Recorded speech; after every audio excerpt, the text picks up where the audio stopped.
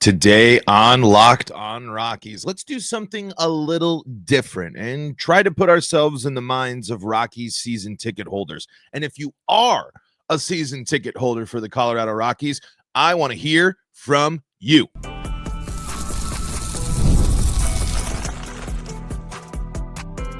You are Locked on Rockies, your daily Colorado Rockies podcast, part of the Locked on Podcast Network, your team every day.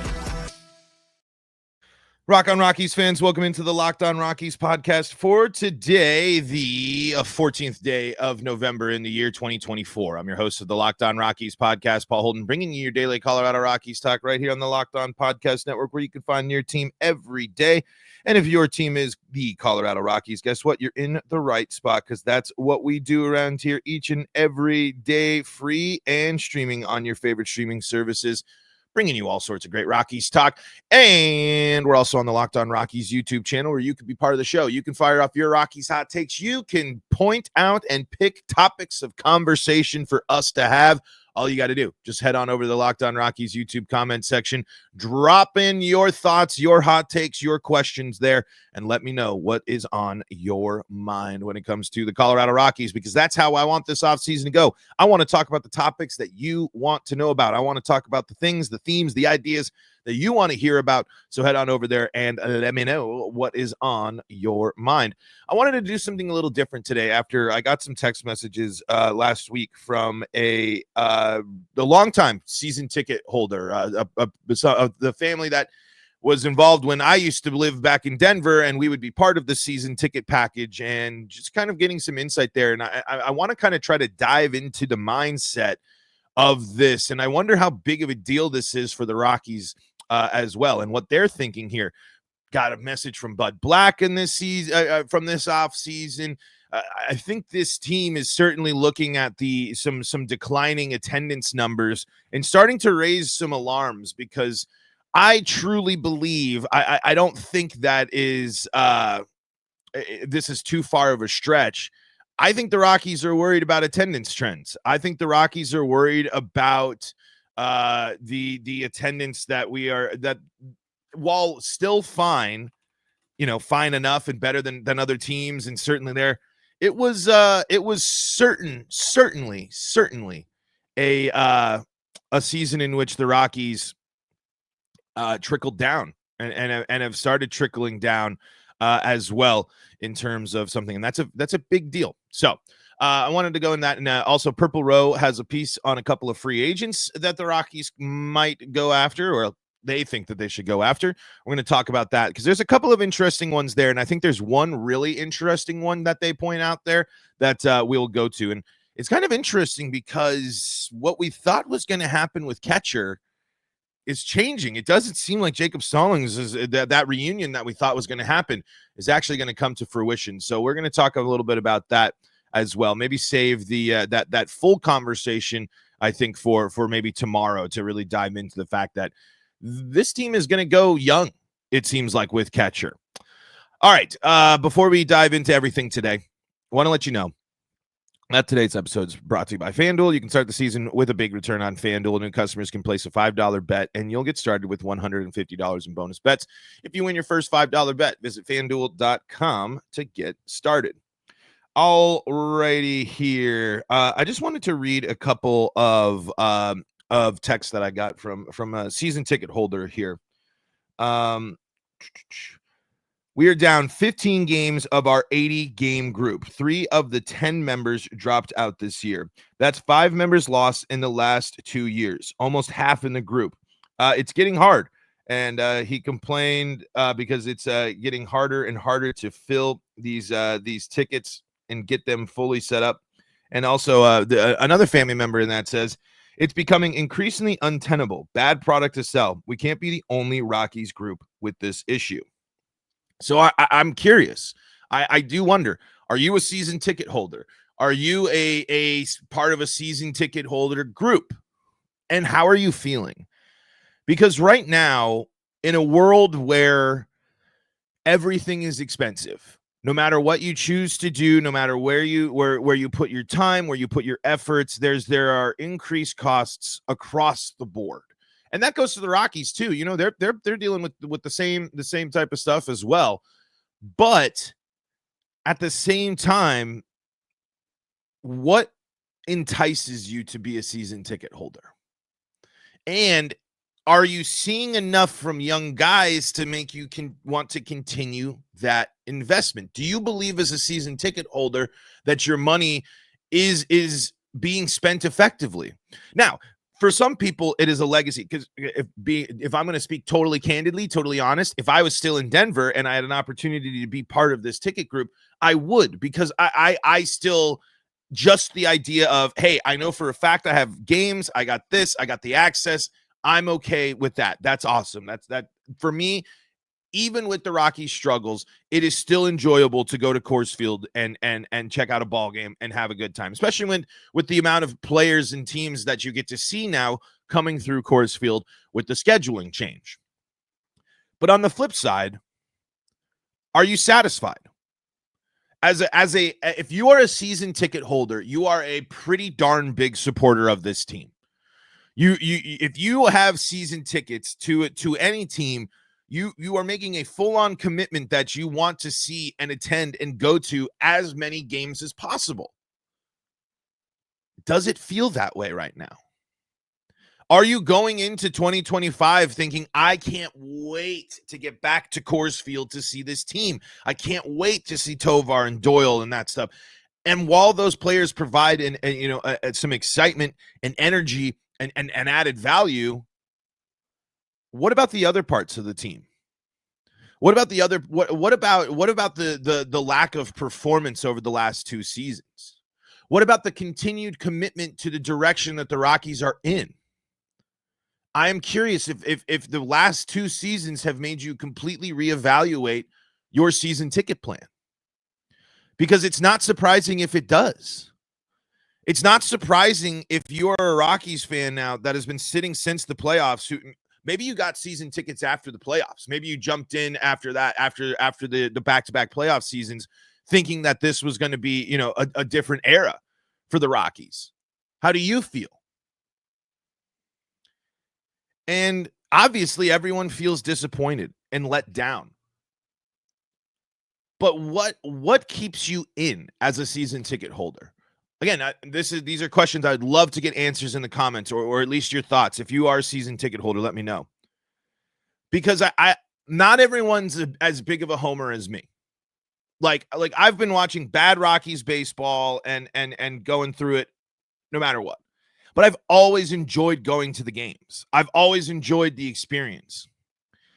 But to manage a season ticket group, pay the upfront costs, navigate a season, because you might have that, and you might have interest in some people that like, oh yeah, I'm kind of excited, I'm kind of into this, and then the season rolls around, the Rockies are 20 games below 500, might get a little harder to deal with those tickets. And if you also look at the state of attendance at Coors, let's not kid ourselves. How many road home games did the Rockies play this last year? A lot. I mean, it was the most obvious year that I have experienced that Rockies fans were completely overwhelmed and outnumbered by most opposing fan bases. It wasn't just the big names. It wasn't just that. You could see plenty of camera shots, plenty of times with Coors Field, the opposing jerseys are filling the stands. And that's a huge bummer. And I think that's another factor going into that. The proud season ticket Rockies holder fan has to be disappointed by the fact that this team is getting outplayed on the field and outfanned in the stands. And I just wonder how many people have to reconsider something they might love to do because they question if the value is worth it. For me, the sentimental value of a Rockies season ticket and being a part of that plan and having that opportunity and having good seats and doing all that cool stuff, is soaked in nostalgia and is soaked in a lot of my personal life that'll always be worth it to me. But I can only imagine how frustrating it must be to get people on the same page, to get people excited about this team. And that's what I'm trying to do through the offseason here and trying to pump up. But is it worth spending all that money to see basically the same team as last year, with maybe the exceptions being the starting rotation? Have the Rockies made you feel confident and good as a season ticket holder? And I don't think they have. I don't think that the Rockies throughout these losing seasons, maintaining the status quo with the organization right now, and another quiet off season, I don't think any of that are going to make you feel better as a season ticket holder. I don't think any of that's going to make you feel more confident as a season ticket holder. In fact, I think it's going to be, more like this situation.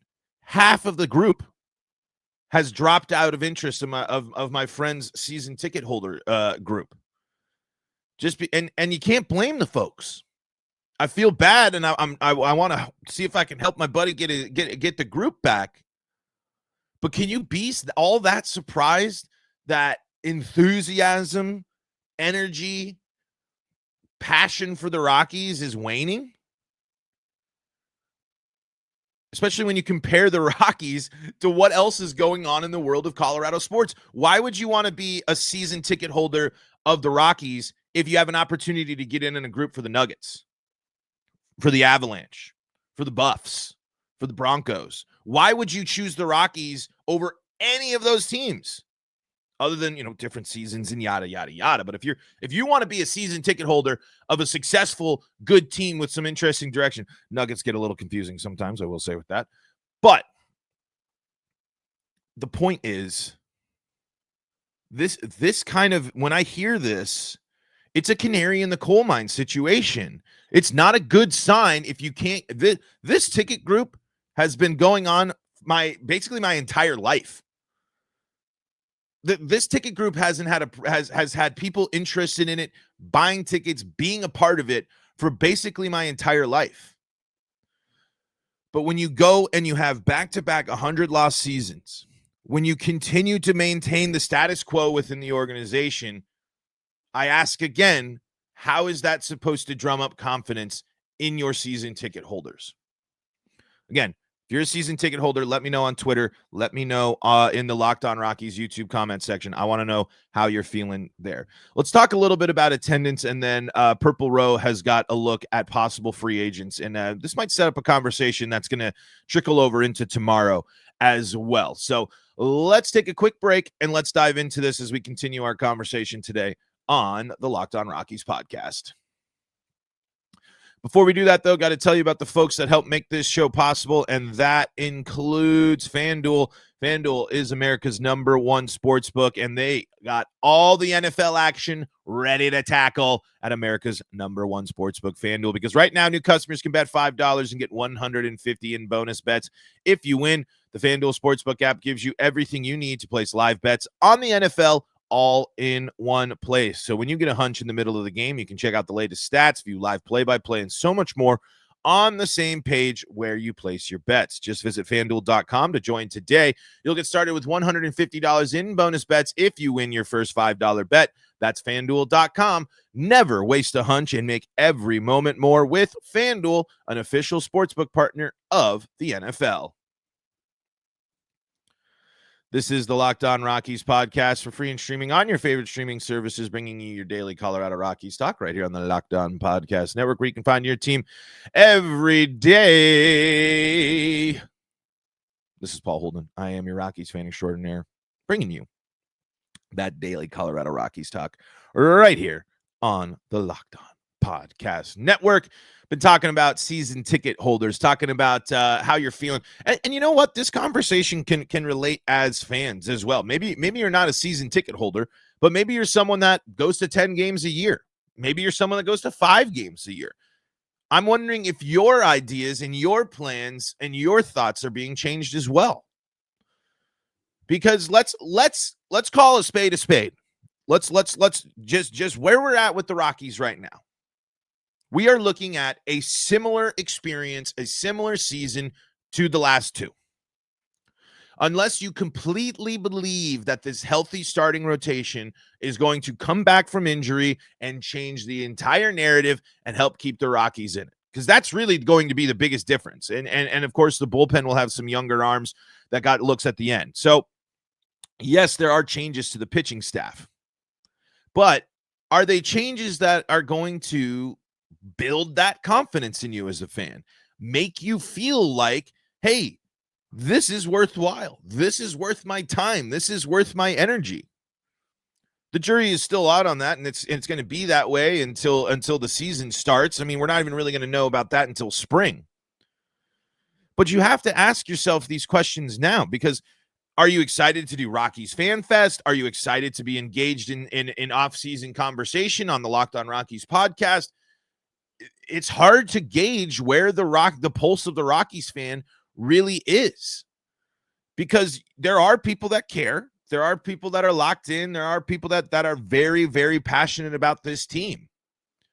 But the average Rockies fan, the average Colorado sports fan, the Rockies probably don't exist in their mind until after the NBA Finals. At least that's how it feels like. Because why care about early season Rockies baseball at the beginning of the season or spring training when the Avs are making a run at the Stanley Cup again? When the best player in basketball plays for the Denver Nuggets. Why would you care about? Why would you want to even be invested in following Rockies baseball if you're a sports fan? You know, you got to be more of a rounded sports fan. If baseball's just your thing and you're a baseball nut and you're a baseball fanatic, that's probably a different story. But I'm just saying, for the average fan in Colorado, why would you want to be, why would you be super pumped about the Rockies compared to the direction of every other team? And I think that is a question that the Rockies are dealing with right now. That's a question that Rockies fans are asking themselves right now.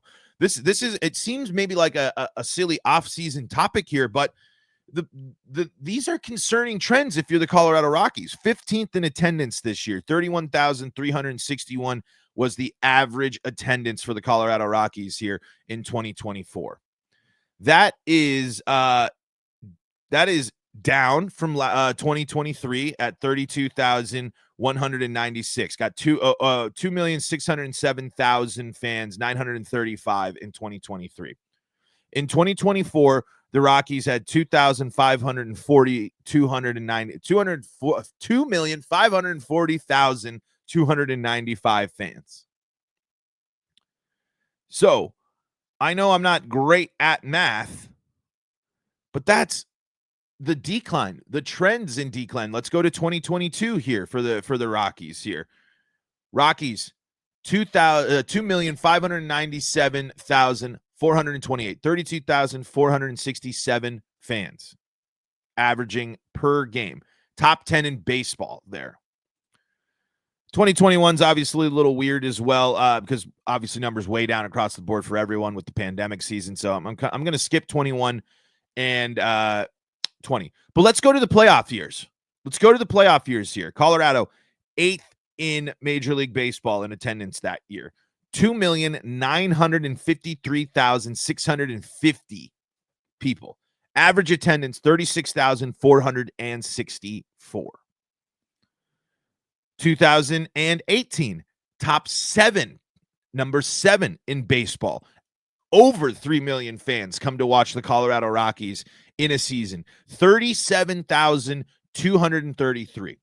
So the pandemic is a factor there. But look at that drop off. And especially if you're the Rockies, you are now having to dig out of the hole that the pandemic left you, and now back-to-back 100-loss seasons have left you. You've lost your local TV deal. It has now become harder for fans to see the Rockies. Not because it's that difficult to sign up, not because Personally, I don't think the cost of the streaming package is all that crazy. And I highly recommend you just get the full package so you can see all the teams. It's worth it. Because you can, if you love baseball, you get to watch everybody. But these trends are trending downward. Interest downward. Season ticket holders are dropping out of their groups. These are real deal concerning signs that ownership needs to take into consideration. This shows that this version of the Rockies cannot continue. This version of the Rockies is not popular. This version of the Rockies is not good enough. And the biggest thing that probably is tough, it's tough to determine, but from the eye test, it doesn't fail. Out of that attendance numbers we talked about, out of that top 15, remember, Rockies were not only top 10, but flirting with top 5 in attendance with the in the playoff years, now down to 15th in baseball. And how many of those tickets sold last year were for non-Rockies fans, were for opposing teams? These are real problems that are facing the Colorado Rockies. These are real bad trends for the Colorado Rockies, and it's going to impact their ability to pay players. It's going to impact the team's ability to grow and develop, to bring staff in, to get them back to the playoffs. I believe they don't need to be that way with the connections that the Monforts have throughout the city of Denver and the amount of real estate and the other amount of things that the Monfort family is involved in. But it's not all going back to the baseball team. And it's not all going back to building up an analytics department. So I really do think the pulse of the diehard Rockies fans, the passionate Rockies fans, is very, very shallow. It's very, very small. It's like that type of pulse where it's very slow. And this team it's not going to do this team any favors to just throw out the same product for the third year in a row and just kind of be like, we're on the right track. You ain't fooling people. You ain't bringing in the fans. And it's a shame. All right, so if you are a season ticket holder, part of a season ticket group, maybe left a season ticket group, reevaluating your season tickets right now, let me know. Would love to read your comments. Would love to get some insight from you, the fans out there, on that. Are you changing your summer plans for less Rockies, more hiking? Some stuff like that. I mean, people might be like, why are you already talking about the summer? Folks, the summer will be here before we know it. There are plenty of people out there who are building out their calendars. And you look at the Rockies schedule next year, and it ain't going to do them any favors when it comes to that the away team takeovers here. Once you come back from your season starting road trip, which, man, the story's coming out of Tampa Bay. That's definitely something we're gonna have to talk about, maybe even tomorrow, just kind of on a grab bag style episode. So sad. I mean, to see the impact of the hurricane, to see that impacting all the players and stuff, and this impacts the Rockies. I mean, they will not play in Tampa Bay. The Rockies will most likely be opening the season at a minor league spring training ballpark. And that's really tough, man. That's a total stinker. But anyway, what I was saying on the flip side here, in the first month at Coors Field, you get Brewers, Nationals, Reds, Braves. So, not necessarily some of the biggest names, but certainly the Reds have and Braves got passionate fans. Brewers fans will be interested. April, I don't know how many people are really flocking like they flocked to Denver in the other months there, but in May, you have Tigers, Padres, Phillies, Yankees. I mean, those are good games. These are good teams. Those are good series. June, you have Mets, Giants, D-backs, Dodgers. I mean, these home series are providing some of the best in the biz are coming to Coors Field. In July, the Astros, the Twins, the Cardinals. These are all good teams that we'll see. We'll see what the Cardinals are looking like. All right, we went long there, so we are going to do a quick break and then just kind of wrap things up and look ahead to tomorrow. I don't think we're going to have time to have the full conversation here, but I want to at least point out that Purple Row brought up some interesting free agents, and let's talk at least about one of them and set the stage for a conversation about catcher coming up on Friday. Let's do that after a quick break. Before we do that, though, got to tell you about SelectQuote, some of the folks that help make this show possible. The World Series, Super Bowl, the Olympics, the world's top athletes get to play in these top-level sporting events thanks to one thing: teamwork. And teamwork can also protect your financial legacy and your family's future. SelectQuote's licensed insurance agents are the perfect teammates when shopping for customized, affordable life insurance. They can find you the right policy to keep your financial legacy safely in your family's end zone. Other life insurance brokers offer impersonal, one-size-fits-all policies that may cost you more and cover you less, while SelectQuote's licensed insurance agents work for you to tailor a life insurance policy for your individual needs in as little as 15 minutes. You invest so much time to take care of yourself and to be the healthiest, best version of you. SelectQuote's exclusive policies can reward that effort. Get the right life insurance for you for less at selectquote.com/locked-on. Go to selectquote.com/locked-on today to get started. That's selectquote.com/locked-on. This is the Locked On Rockies podcast for free and streaming on your favorite streaming services, bringing you your daily Colorado Rockies talk right here on the Locked On Podcast Network, where you can find your team every single day. And if your team's the Colorado Rockies, you're in the right spot. So over on Purple Row, they were taking a look at some free agents that they wanted the Rockies to sign. Mac Wilcox writes, free agent deals for the Rockies to consider. And I don't have time to get through all of these. We'll revisit one, but I wanted to point out one of them, and there's another one. I'm actually going to point out two of them, dive into one of them, tease a little bit for tomorrow coming up here. Here's what I want to read from Mac here about Mike Soroka. 0-10? What value does a winless pitcher bring? Reject the win-loss, embrace the analytics. Soroka's rough record was largely the result of being on the worst team of all time and less to do with his actual body of work. In fact, his slider and four-seam fastball are both above-average weapons that he used to great effect last season, as he was one of the better pitchers in the league at limiting hard contact. He's far removed from his 2019 near Rookie of the Year abilities, but Soroka is still a very capable pitcher. So what does he do for the Rockies, who seemingly have their rotation set? In fairness, not much at first glance. Then again, the health status of German Marquez seems to be somewhat unclear, and while there are reserve options available in the minor leagues, none jump out as immediately ready for a role on the main squad yet. Soroka would be a clear step up as a fifth starter. Then again, Soroka has no qualms with working out of the bullpen, which he did extensively last season. That versatility and experience would be a boon for a rebuilding Rockies pen. And he's got an injury history to worry about. So, honestly, that's interesting. Again, you see the record, White Sox, lots of warning signs, right? Red flags, red flags, red flags, red flags. But I bet a lot of people said that about Jeff Hoffman. I bet a lot of people said that about Carlos Estevez. Rockies bullpen arms. I mean, I know the Phillies petered out there, but Hoffman and Estevez were big parts of that team last year. So I think this could be a possibly sneaky little move that again, 0-10 win-loss records. If you're going to be focused on win-loss records, then you certainly don't love the Rockies pitching staff. That's for sure. But I do like one of the things that really sticks out to me about this is he was one of the best pitchers in the league at limiting hard contact. That is really important to me. Weak ground balls. Does that sound like a something familiar? Does that sound like a pitching philosophy for a certain team that loves to induce weak ground balls to turn double plays? Certainly does.